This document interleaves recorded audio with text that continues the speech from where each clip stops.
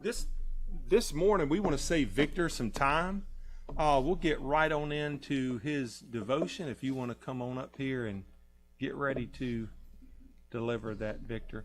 Now, if these things happen, continues happening each Sunday morning to where we get started around 9:53, I got some bad news for you. You're going to miss my singing. Okay, so I don't want us to get into a habit of doing that. Okay, Victor, come on up here. Okay. First, I'd like to thank Father God for letting me be here and using me as a conduit for His Word, and hopefully I can present it in a manner to where everyone will enjoy it. But what we're going to talk about today is we're going to talk about the giants in the Bible and the mighty men that fought them. And some people don't like to talk about it, or I heard about the giants, but it's interesting how many actual references there are about the giants, and they don't just call them giants. They call them by a different name, maybe by the city they were in or conquered or whatever. Some of the names might be Raphaim, and that has two meanings. They are spirits and a mighty people of tall stature who lived in Canaan. And then 2 Samuel chapter 21 talks about the men of David killing giants in Gath. And so, there's several hundred years of history of battling the giants, and hopefully I can put it in order and so everyone can enjoy it.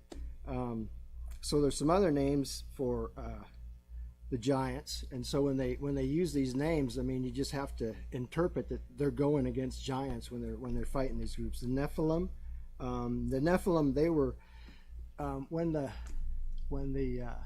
okay. So let me back up just a second. There's two key events, two big events, many wars that happened with the giants, and the first event, if anyone can remember what that is, the first event that God flooded the world because of the giants. The giants were a big part of that. They were evil. They ate people. They did bad things, and so swiped them out. Then, after Exodus, they cross the Red Sea, wipe out the Pharaoh there, and they got to go across the Jordan. And they send some spies out there, and the spies come back, and they say, wow, there's some really big people there, and they got big cities and big walls, and we're like little grasshoppers to them. And so that's why the Jews got to spend 40 years in the desert. I didn't know that till recently. See, I'm coming about the Bible kind of late in life here. I went to church as a youngster for many years, and then kind of went away from the church and thought that just being a good person would get me into heaven. And then about 3 years ago, I read the Bible. Sorry to go back a little bit here, but you might be interested in my history and why I'm even standing here talking to you. Is I started reading the Bible about 3 years ago, and I learned that the church is God. He thinks it's His greatest creation, and I wasn't even going there. I wasn't even taking part in that, and I had to forgive everyone in my life that for anything. I had to get rid of anger in my life, and I had to give myself up to Jesus. And when I did that, some interesting things happened. I got smoted pretty good by the devil a couple times, and I actually ran. I just ran and hid. I didn't know what to do. Well, I did, but I was just afraid. I was confused. I was battered. The third time, I ran to the church, and that's when everything kind of changed for me. And so I feel very blessed now and at ease with where I'm going with the church. And Pastor has been a big part of that, and this fellowship has been a big part of that. So anyway, let me go back to the giants here. So we got two big events. And not many people really think about that, but they eventually, after 40 years, Joshua and Caleb, they had to bring some people across the Jordan and take out the giants, and they had to battle them for a while. So we have a couple of references as to the size of these giants, and these are like later giants. It's like the first ones that were born were really big. They say as tall as cedars, and we were like grasshoppers. And it's interesting. They say that it's the union of celestial beings, the angels mating with women on earth. And for some reason, a person that lives forever mates with a person that doesn't, creates giants, and only God knows why. I mean, we can't understand the genetics of that, but it did happen, and he wants us to know about it because he refers to it 32 times in the Bible, 32 times in the King James Version. If he didn't want us to know it, I don't think he'd have put it in there that many times. So Og, he was the king of Bashan, and he was 9. He had a bed, so they reference his height by his bed. So he had an iron bed, and it was 9 cubits long and 4 cubits wide. So a cubit is 1.5 feet. So he was 13.5 feet tall and about 5 feet wide. So he's like twice as tall as this roof here, okay, and big. You know, it's like I don't know if any of you ever seen a basketball player in the NBA, but when I was a kid, Wilt Chamberlain had a practice, the Lakers, and I got to be down on the floor and look up at Wilt Chamberlain. To me at that time, just looking at everybody else around, he looked like a giant because he was big. He wasn't like Kareem Abdul-Jabbar. He was like a little stick. I mean, if you remember, anyway, he battled Conan and beat Conan. If for trivia people, anyway. And then we also have. We talk about David and Goliath was supposed to be a little over 9 feet tall, and the thing about Goliath is they refer to as chainmail, so the thing that he wore over it, could deflect swords and spears and stuff. It was 120 pounds. So imagine, I mean, if you just hold it, I mean, that's just like almost as much as I weigh, and I'm on his back, and he can just hold that, and he can swing a sword. I mean, that's what he battled in. So just imagine Goliath, when David threw that rock through his head, I mean, that was a big person there. I mean, that was a really big guy. Everybody else, was, short. So I'm going to read a few verses here to give you some idea. Genesis 6, chapter 2, the sons of God saw the daughters of men, and they were fair, and they took them as wives, all of which they chose. So we got to think that there's not really a time frame here when this happens. We know that from Adam to the flood there was about 1,000 years, but we don't know how much of that time the angels were making giants.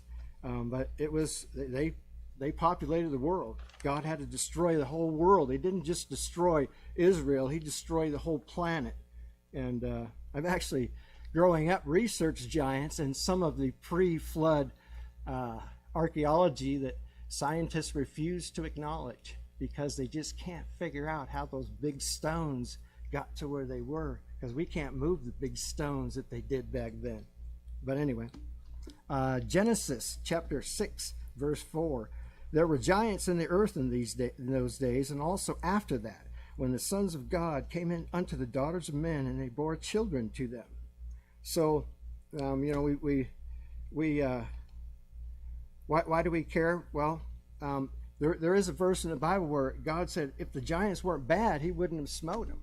But, it's just kind of something that happened. I mean, I'm not sure what he would have done with the angels, but the angels that did that, they're in a bad way right now, unfortunately. So, like I said, there's 32 verses in the Bible about giants, and so there's a lot of verses from the time. There's not much stuff in the Old Testament in reference to in the Old Testament before the flood, but in the Old Testament where Jacob and Caleb finally take the people across Jordan and they start battling. There's quite a bit there. So in Numbers chapter 13 verse 33, and there we saw the giants, and this is talking about the spies. This is the spies referring to it. And there we saw the giants, the sons of Anak, which came of the giants, and we were in our own sight as grasshoppers, and so we were in their sight. So, you know, that's like, you know, grasshopper is pretty small when you're looking down, and you can just kind of like, you know, stomp it out pretty easy. So, I mean, if I would have been there, I'd have been a little freaked out. But if I would have been in the Exodus, I would have hoped that I would have seen God's glory and all those other things that we would have accepted and not had to spend 40 years getting bit by snakes. I mean, that's just, whoo. Anyway, poor people. In Deuteronomy chapter 3, verse 11, for only Og, the king of Bashan, remained of the remnants of the giants. And then it goes on to talk about his bed, equaling 13 and a half feet. 1 Samuel chapter 17, verse 4, and I'm not going to go through all 32, just some of the more important ones. And there went out a champion out of the camp of the Philistines named Goliath of Gath, whose height was 6 cubits, and so that's where we get he's 9.5 feet tall. So those are the only two references where we get an actual height other than, wow, you know, whew, big. So then Joshua 11, chapters 21 through 22, or chapter 11, verses 21 through 22, I paraphrase this a little bit because it was pretty long, but Joshua drove off the Anakim, giants, from all of the hill country of Judah and Israel and destroyed their cities. The only giants that remained were in Gaza, Gath, and Ashdod. And so from Joshua to David is 400 years. So David, he still had to battle the giants. So they're around for quite a while, you know, creating havoc. How were Joshua and Caleb able to battle these guys? Well, they had there's 37 mighty men of David, and 3 of those, they were like the captains, the king of or the generals. They didn't actually call them generals, but they were over the captains. And these 3 guys, they did some amazing things. In 2 Samuel chapter 23, verse 8, Adino, he was one of the leaders of the captains. Adino, the Ezonite, used a spear to kill 800 in one battle. These captains, they were like Samson. I mean, we've read about Samson. God gave them strength far beyond anything that we could do. One of them actually was known for killing giants. They just, the giant, let's send this guy, and he goes and kills the giant. It's like, wow. And 2 Samuel chapter 23, verse 18, Abishi used a spear to smote 300 in one battle. So that's no easy task. I know they show it in like John Wick in the movies now. You know, he could do that kind of stuff, but that's not real stuff. I mean, this is real stuff. Okay. So the mighty men, they were, in doing the research, they were really interesting to me, and how God wasn't, you know, he didn't always just say, just go get your gunny sack and watch me smoke. You know, sometimes he had the actual people fighting the battles, and maybe it was so that the people around there, they got used to the people fighting the battles and knew that they could take care of themselves, and they had these mighty men, because it never said that they lost a battle. I never read anywhere where any of David's men lost a battle. I mean, they won every one. That's pretty amazing. That's not normal. That's God, and that's all I've got. Thank you.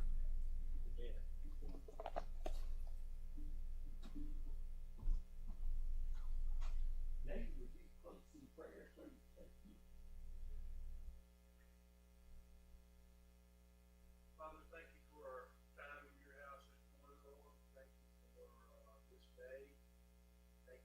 Victor, getting up and sharing these